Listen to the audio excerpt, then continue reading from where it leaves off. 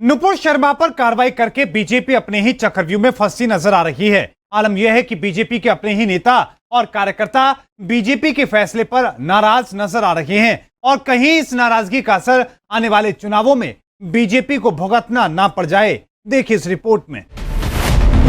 नुपुर शर्मा पर कार्रवाई करके फंस गई बीजेपी। बीजेपी के ही कार्यकर्ता पूछ रहे, ये कैसा फैसला? मोदी की तुलना औरंगजेब से कर रहे कार्यकर्ता।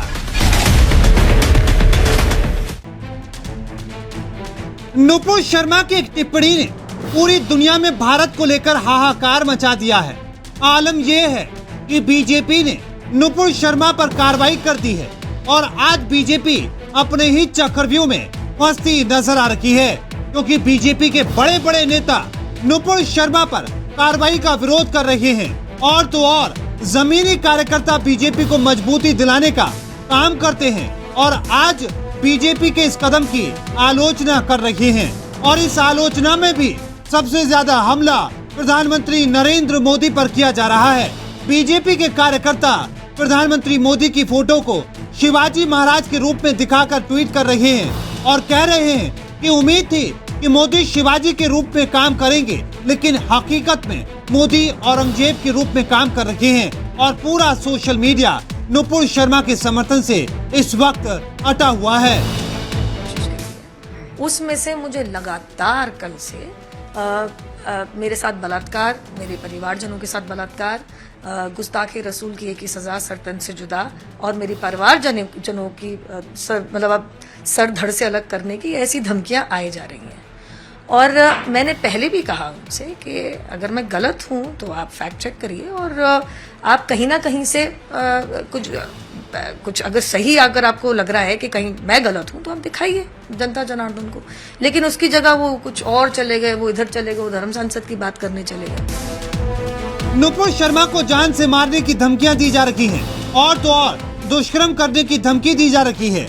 और ऐसे में साध्वी प्राची हो या फिर अक्सर बीजेपी के समर्थन में ट्वीट करने वाले अशोक के पंडित हो, सब बीजेपी पर सवाल दाग रहे हैं। इतना ही नहीं, ट्वीट करके सवाल पूछा जा रहा है कि बीजेपी ने नुपुर शर्मा पर कार्रवाई करके किसे खुश करने की कोशिश की है या फिर किसके दबाव में इस वक्त बीजेपी काम कर रही है। नुपुर शर्मा के अलावा नवीन जिंदल पर भी बीजेपी ने कार्रवाई की है और नवीन बोल रहे हैं कि वो सभी धर्मों का सम्मान करते हैं। सवाल उन मानसिकता वालों से था मेरा, जो कि लगातार भगवान श्री राम, माँ सीता, माँ जानकी, प्रभु ब्रह्मा जी के बारे में, हनुमान जी के बारे में, माँ सरस्वती के बारे में, माँ गायत्री के बारे में अनाप शनाप अनर्गल बातें लिख रहे हैं। मैंने उनसे ऐसी मानसिकता से जो भद्र टिप्पणियाँ कर रहे हैं, नफरत फैला रहे हैं, उनसे मैंने एक सवाल पूछा था।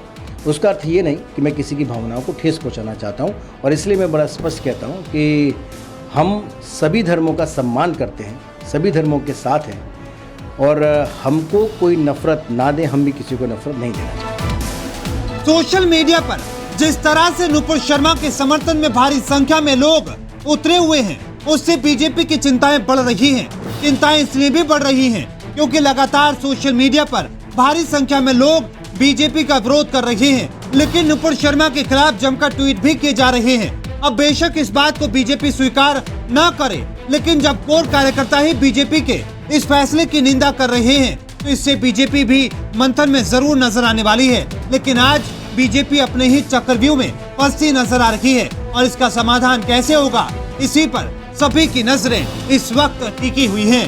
Bureau report, R9 news.